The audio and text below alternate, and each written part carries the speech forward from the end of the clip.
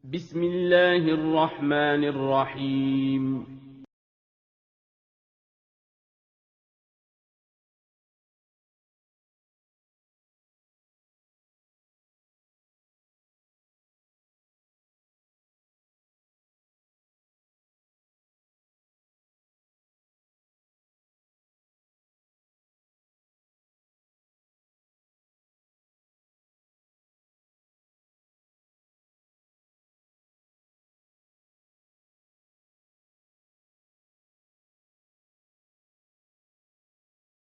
Bismillahirrahmanirrahim. Assalamualaikum warahmatullahi wabarakatuh. Bismillah wassalatu wassalamu ala rasulillah wala hawla wala quwata illa billah amma ba'du. Kaifa halukum? Bagaimana kabar kalian siswa-siswi SD Islam Imam Syafi'i Sangatta? Semoga di hari yang berbahagia ini kalian semua senantiasa dalam limpahan dan rahmat Allah Subhanahu wa taala. Anak-anak yang soleh-solehah, mari kita berdoa terlebih dahulu sebelum kita belajar agar kita mendapatkan ilmu yang bermanfaat, ilmu yang barokah. A'udzu billahi minasyaitonir rajim. Bismillahirrahmanirrahim. Allahumma ighfir li dhunubi wa liwalidayya wa lil mu'minin. Allahumma inni as'aluka ilman nafi'a wa rizqan thayyiba wa amalan mutaqabbala. Anak-anak yang soleh solihah, siswa-siswi SD Islam Imam Syafi'i Sangatta, hari ini kita akan belajar pelajaran akidah. Maka dari itu siapkan terlebih dahulu buku-buku kalian dan pensil kalian, catat apa yang perlu dicatat ya. Karena ilmu itu diikat dengan tulisan ya. Jadi catatlah ilmu yang menurut kalian itu penting. Jadi kita akan belajar akidah. Adapun materi pelajaran kita hari ini tentang bahaya jimat ya, tentang bahaya jimat. Silakan dibuka halaman 47 di buku kalian, buku akidah. Pengertian jimat ya. Jimat dalam bahasa Arab itu disebut dengan tamimah ya, tamimatun. Itu dalam bahasa Arab tamimatun, tamimah. Jamaknya tamaim ya, jamaknya tamaim. Jadi jimat dalam bahasa Arab disebut juga dengan tamimah. Artinya adalah benda apa saja yang dipercayai dapat menolak bencana atau dapat mendatangkan manfaat. Ya.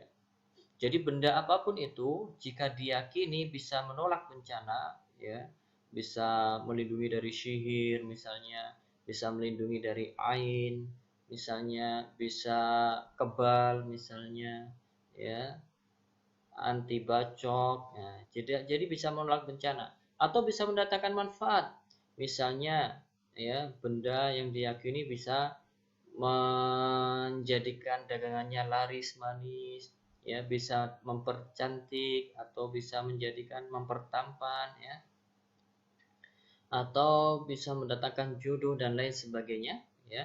Jadi benda-benda yang dipercayai bisa mendatangkan manfaat atau menolak bencana, maka itu dinamakan jimat ya. Jimat itu bisa berupa keris, cincin, sabuk, batu, pohon, gambar, ya, foto, gelang, dan benda-benda lainnya yang dianggap dapat menolak bencana dan mendatangkan manfaat. Ya, dari sini paham ya tentang pengertian jimat. Jadi segala benda yang diyakini bisa mendatangkan manfaat atau bisa menolak mudarat, ya, menghilangkan bencana, maka ini disebut dengan jimat.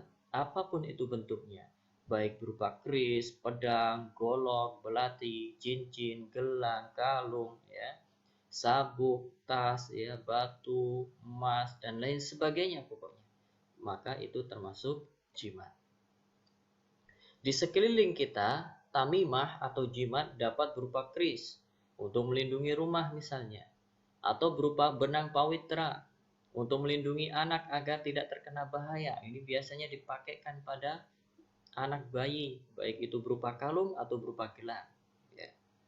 Dan berupa tulisan raja yang dipasang di atas pintu masuk warung untuk melariskan dagangannya. Ya. Ini biasanya banyak kita jumpai ya di masyarakat kita. Ya, tulisan-tulisan kalau kita masuk warung makan misalnya atau warung-warung apalah, di situ ada tulisan-tulisan. Jika itu diyakini oleh pemiliknya bisa mendatangkan atau memberikan penglaris, maka itu termasuk jimat. Ya, termasuk yang dilarang dalam syariat Islam. Jadi itu tadi pengertian jimat. Contoh-contoh jimat, banyak contoh-contoh jimat. Ini seperti contohnya, ya. Banyak contoh-contoh seperti ini. Ya, kita sering menjumpai hal-hal yang seperti ini ditempelkan di warung-warung atau ditempelkan di mobil biar bisa selamat atau ditempelkan di motor biar selamat atau lain sebagainya. Ya. Ini adalah contoh jimat. Ya, ada lagi contohnya seperti ini, ada keris, ada apa-apa ya. Ada jimat yang ditaruh di dompet, ada jimat yang dipakai buat kalung, buat gelang dan lain sebagainya. Ya, ada juga ini kalung, ya. Kemudian ada taruh saku, taruh dompet. Ya, ini biasanya digantung, ya. Ini penglaris, ya.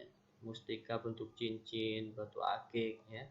Jadi semua benda-benda ini jika diyakini bisa mendatangkan manfaat, apapun itu jenisnya, baik itu penglaris, baik itu pemberi jodoh, baik itu memberi rezeki dan lain sebagainya, atau bisa menolak madarat, ya, bisa menjadikan seseorang kebal, bisa menjadikan seseorang selamat, misalnya diyakini seperti itu, maka inilah jimat, ya, dan haram hukumnya, ya, kan termasuk syirik. Ini hukum jimat. Nabi Shallallahu Alaihi Wasallam bersabda, Innar ruqa wat tamaima wat tiwalata syirkun. Ya, Ustaz ulangi lagi. Innar ruqa wat tamaima wat tiwalata syirkun. Artinya, sesungguhnya jampi-jampi, jimat-jimat dan guna-guna itu adalah syirik. Ya, jadi jelas hukum jimat adalah syirik. Kenapa? Karena Nabi SAW yang mengatakan seperti itu. Sesungguhnya jampi-jampi, jimat-jimat, dan guna-guna itu adalah syirik. Kalau syirik maka harus ditinggalkan. Ya, nggak boleh kita memakai jimat. Ya, kenapa? Karena syirik.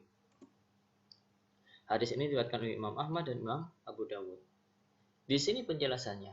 Orang yang memakai jimat jelas telah terjerumus dalam kesyirikan. Walau ia menyatakan bahwa jimat atau raja hanyalah sebagai perantara atau sebab saja atau sebagai wasilah, ya. Karena banyak orang yang beralasan seperti itu, ya.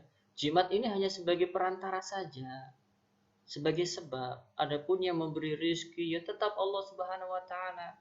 Ya, meskipun orang tersebut beralasan seperti itu, masih dihukumi syirik. Ya, cuman syiriknya syirik kecil. Meskipun syirik kecil, dosa syirik kecil itu lebih berbahaya daripada dosa besar. Ya, ini yang perlu diperhatikan.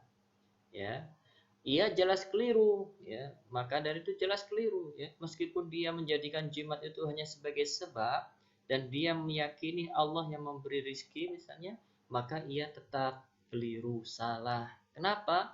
Karena mengambil sebab yang tidak diperkenankan dan tidak terbukti secara syar'i, dituntunkan atau secara eksperimen ilmiah benar-benar terbukti ampuh. Ya, misalnya dulu kita dengar ya batu ponari, banyak orang bahkan sampai antri untuk mendapatkan air yang dicelup oleh batu ponari, katanya bisa menyembuhkan segala macam penyakit.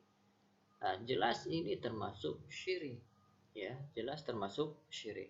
Meskipun orang itu beranggapan ini hanya sebab saja, hanya sebagai wasilah. Ya, saya mencari air bekas batu ponari ini sebagai wasilah, sebagai sebab saja. Adapun yang menyembuhkan ya tetap Allah. Tetap saja itu hal yang salah, keliru. Kenapa? Karena dia mengambil sebab yang tidak diperkenankan dan tidak terbukti secara syar'i, ya. air yang dicelupkan ke dalam batu ponari itu ya tidak terbukti bisa menyembuhkan baik secara eksperimen ya penelitian ilmiah atau secara syariat, maka hal itu tidak diperbolehkan. Berbeda halnya jika kita sakit lalu kita minum obat. Obat ini sudah terbukti secara eksperimen, secara penelitian ilmiah akan keampuhannya, bisa menyembuhkan penyakit. Misalnya sakit batuk, ya minum obat batuk, ya contohnya komik dan lain sebagainya. Pusing, ya minum obat pusing. Kenapa? Karena sudah diracik oleh orang yang ahli, sudah dibuktikan. Ya minum obat pusing, Paramek, Paras dan lain sebagainya. Ya. Hal ini jauh berbeda dengan jimat dan raja. Ya. Masa dengan memasang rambut dan tulang bisa langsung menangkal musibah? Apa buktinya? Masa dengan menempel tulisan di warung bisa mengelariskan dagangan? Apa buktinya? Nah, kan nggak ada bukti, nggak ada eksperimen. Apa sudah pernah diuji kelayakannya di laboratorium atau lewat berbagai eksperimen? Ya, belum kan? Itulah mengapa memakai jimat sebagai perantara atau sebagai sebab semata, sedangkan yakin Allah yang beri maslahat dan menolak mudarat tetap masuk dalam kategori syirik. Ya, jadi jimat sekali lagi hukumnya adalah syirik, tidak boleh. Meskipun kita yakini itu sebagai sebab, ya, hanya sebagai wasilah untuk mendapatkan manfaat, tetap tidak boleh. Kenapa? Karena jimat itu belum terbukti secara ilmiah dan juga tidak ada dalil dari syariat. Jadi tetap tidak boleh kita memakai jimat. Sikap orang yang beriman. Nah, setelah kita mengetahui hukumnya kalau seperti itu, terus bagaimana sikap kita orang yang beriman? Ya, mengapa dalam menyelesaikan masalah, ingin lepas dari musibah, ingin menangkal diri dari berbagai penyakit, seseorang malah mencari selain Allah sebagai tempat mengadu? Ini kan aneh ya. Aneh. Ya. Padahal Allah lah yang maha mencukupi. Allah yang maha ghani, maha kaya. Allah yang maha kaya, yang maha mencukupi segalanya. Rizki kita siapa yang mengatur? Allah subhanahu wa ta'ala.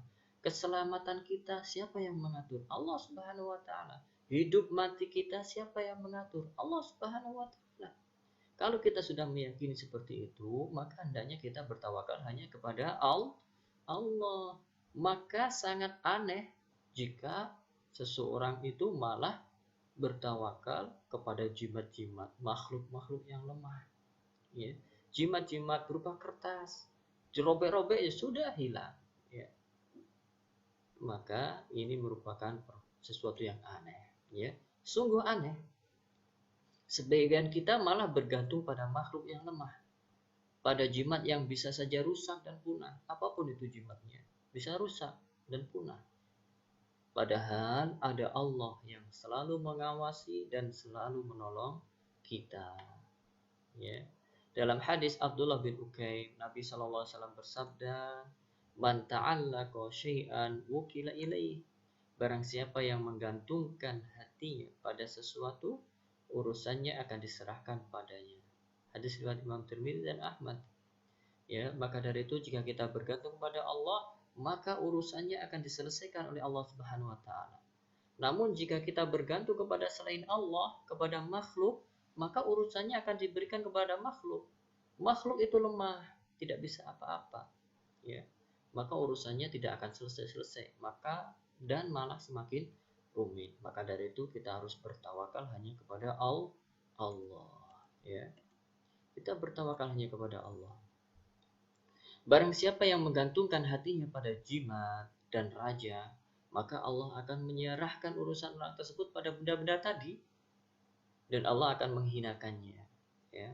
Hina, kenapa? Karena bergantung pada makhluk, apalagi bergantung pada jimat yang bisa punah, yang berupa kertas kalau disobek-sobek ya hilang. Ya, kita bisa nyobek-nyobeknya. Berupa batu kita pukul pakai palu juga hancur. Ya. Masa kita mau bergantung pada perkara-perkara tersebut? Ya, maka orang yang bergantung pada jimat ini akan dihinakan oleh Allah Subhanahu wa taala. Beda halnya jika Allah yang dijadikan tempat bergantung.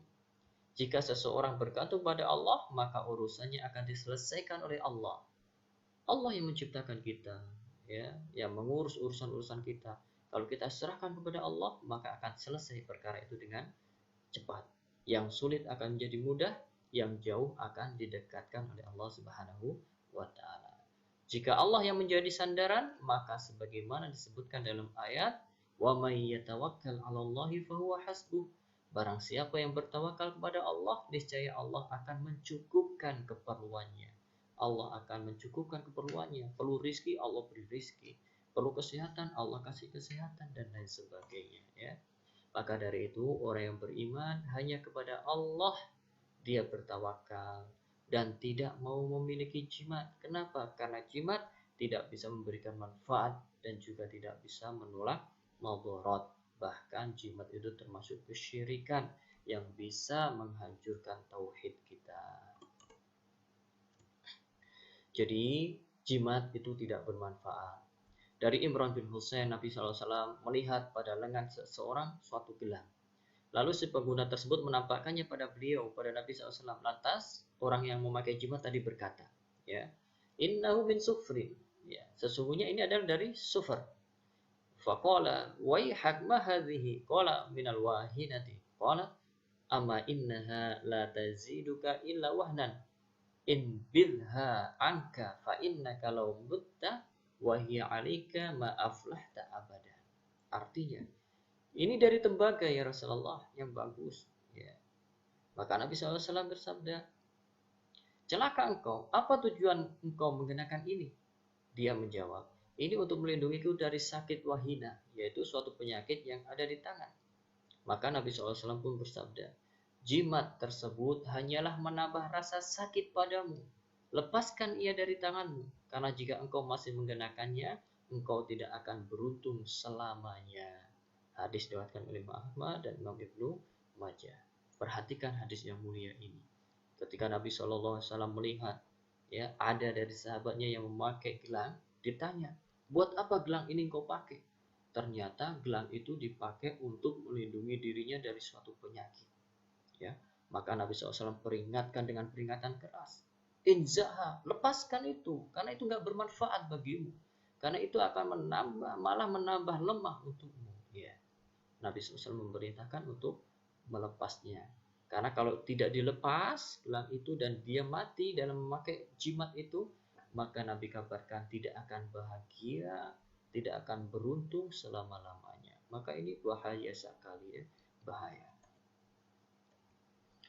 Jadi jimat tidak bermanfaat. Ada pelajaran penting dari satu hadis yang menceritakan keras, ya, dari hadis di atas tadi yang menceritakan tentang peringatan keras Nabi SAW kepada sahabatnya yang memakai jimat.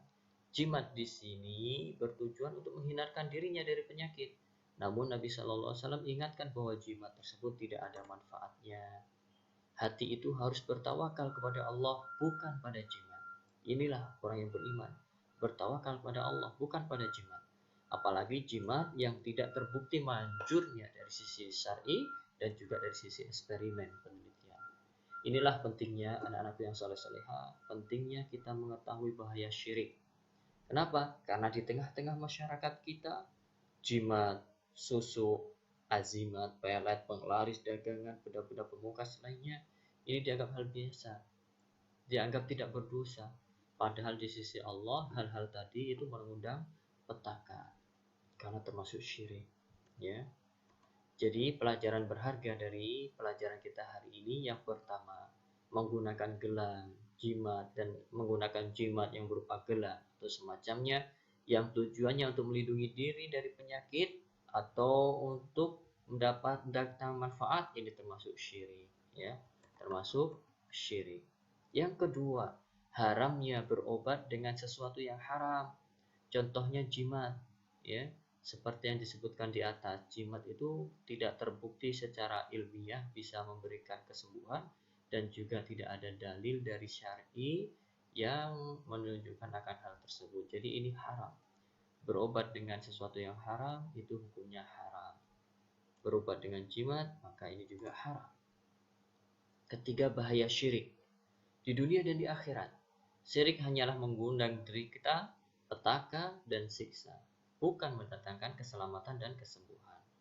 4. Asalnya menggunakan jimat termasuk syirik kecil, selama tidak meyakini jimatlah yang memberi manfaat. Tapi kalau meyakini jimat yang bisa memberikan manfaat, jimat yang bisa menolak madarat, maka ini jelas syirik besar. Hadis di atas menunjukkan bahwa syirik kecil masih lebih besar dari dosa besar. Karena sampai dikatakan tidak akan beruntung selamanya karena menggunakan jimat. Kelima, syirik tidaklah dimaafkan karena sebab jahil. Jadi Allah Subhanahu wa taala tidak akan memaafkan dosa syirik kalau pelakunya belum bertobat, ya. Jadi jika seseorang meninggal dalam keadaan syirik, tidak akan diampuni oleh Allah selama-lamanya. Itulah bahayanya syirik, ya, bahaya syirik. Jadi ini pelajaran kita hari ini tentang jimat, ya. Jadi jimat termasuk salah satu kesyirikan. Maka dari itu kita harus menjauhinya dan kita harus mengingatkan keluarga kita dari bahaya jimat. Untuk tugas hari ini silakan dikerjakan halaman 49. Subhanakallahumma bihamdika asyhadu an la ilaha illa anta astaghfiruka wa atubu ilaik. Assalamualaikum warahmatullahi wabarakatuh.